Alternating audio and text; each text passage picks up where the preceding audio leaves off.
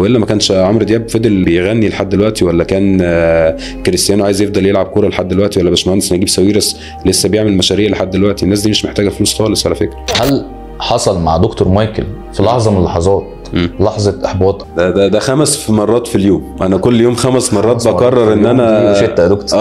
يعني 5 مرات انا خلاص انا هقفل كل حاجه واروح اقعد بقى اشتري لي مزرعه واجيب معزتين واعمل كوبايه شاي وخلاص بقى صباح الفل على كده.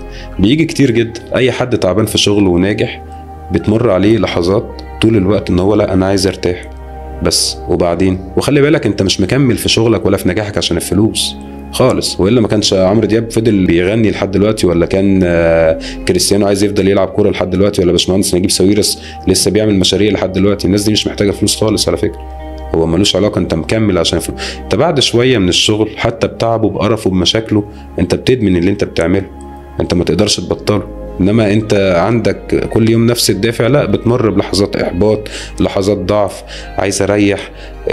لا بس انت لو سبت نفسك لكده خلاص انت كل اللي انت بتعمله ده بيروح واسمك بيتنسي. انت موجود علشان تسعى، لازم تفضل طول الوقت شغال على نفسك. ادي نفسك قسط من الراحة، سافر غير جو، وبعدين ترجع بدافع اكبر تاني.